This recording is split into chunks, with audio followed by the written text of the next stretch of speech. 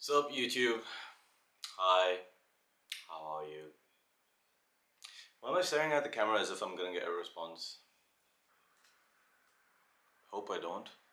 So I haven't been active for a while. I caught COVID and that's pretty much it, to be honest. That was a pretty big deal. That's not why I've been inactive. I haven't been active for about 2 months and well, that's a whole different story, but by the time you're watching this, by the time I got everything back together, started getting back into training, getting on the normal routine of work, it took a while. It took a bit of adjusting to, so that's kind of what I'm making this video about. So I want to tell you guys how I felt when I got it, and at the same time I want to tell you how I felt after recovering from it, and that's why it's taken so long for this video. One thing that I do keep saying to myself though, and I wish I was saying that to myself before I got COVID, and that's that you can't be too careful. But when I did get it, people were recommending all types of home remedies, like shit I've never even heard of. Someone was like, I don't know, you get it, can't remember any right now, but you get what I mean. And I tried them. I finally kept an open mind and I was like, fine, let's try these home remedies.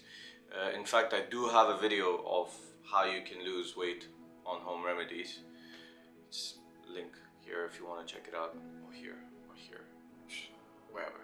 I mean, I did do them, but part of why I was okay with doing them because they weren't like crazy remedies. They weren't like burn a squirrel tail. Like it wasn't like a recipe from Hogwarts potions class, right? It was just very simple stuff, and a lot of it was so beneficial that you should be doing it anyway, like in your day-to-day or like every day or every other day when you can remember. There's a few things that I realized when I got COVID.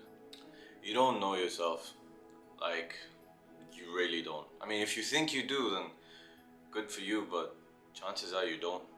See, I was locked down in India and I was locked there, well, locked there for like 4 months with my parents, but I wasn't confined to a single room. I could move about the house, I could go out to get groceries every now and then, could go to the balcony and stuff like that, but this time when I actually got it, apart from the weakness and all of that, I was confined to one room, and that's what really got to me. That's where your patience are tested. Anxiety, man. Anxiety is a creepy mother. Like, anxiety creeped up on me and it gets the better of you. Anxiety about the weirdest stuff that you probably wouldn't be worried about before. Like, anxiety about the world passing you by.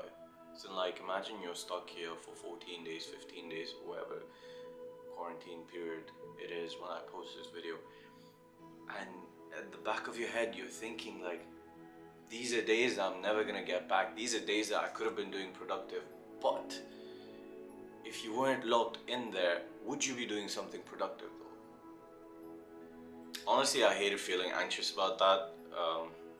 I was thinking of trying different things. I know I wasn't missing out on much because like most people are just like not doing much, but still that feeling was still there. So I was actually looking up like what can I do to get rid of that feeling. A lot of people suggested meditation. Actually, you know what, you guys, since I never want to feel like that again, I'm sure you guys don't either. If you have any suggestions, just let me know. What would you do to counter that feeling if you were in that situation? Procrastination, man. I think we're all guilty about it.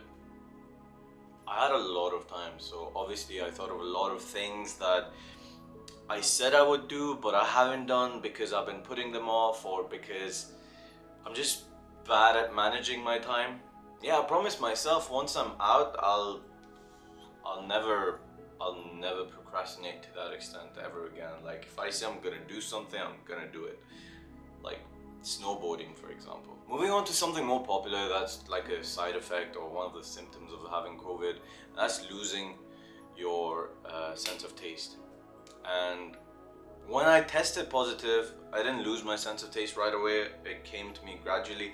And before that, I was like, do you know what? This could be the best thing that ever happens to me. Well, it's not likely, but I was like, hey, if I can't taste anything, that means I can just keep having healthy food and disgusting recipes and shit, and just do like 14-day cut with like amazing food.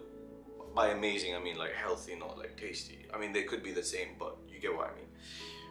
But that wasn't the case, man.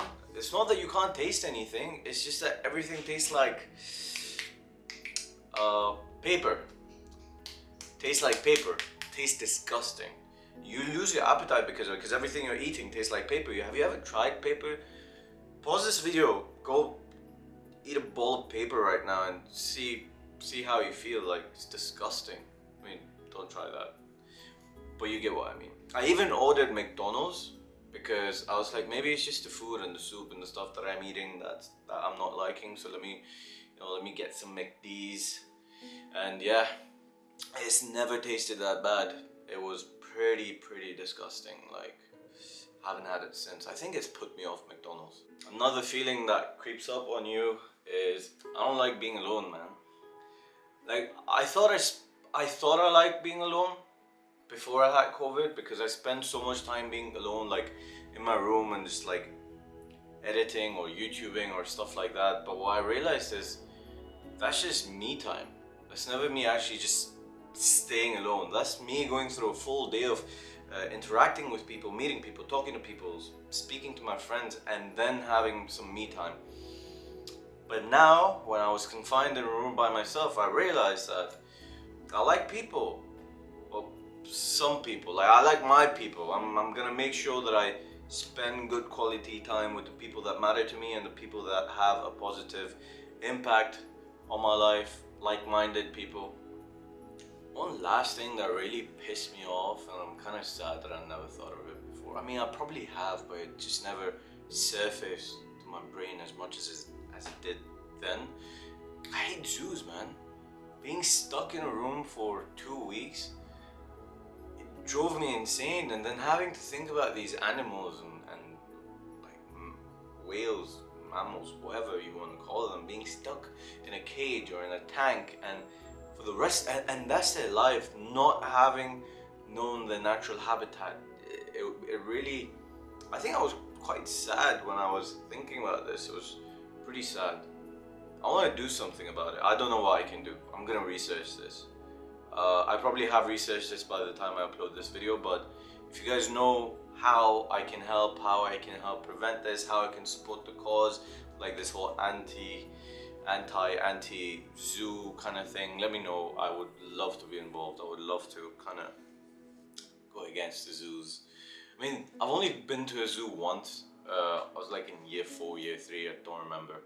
No, was never a big fan anyway. I didn't like the idea of it. I just did not realize how much I would have hated it. Do you get what I mean?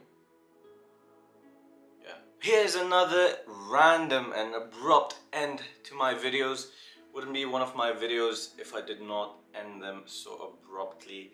I am gonna try and be more consistent, and I have got a few ideas in mind. I'm not gonna disclose them right now, but there might be a transformation video coming up, so stay tuned for that. That's it for me, guys. Feels weird being in front of a camera, but feels good. I'm weird, but yeah, hopefully I'll be consistent this time.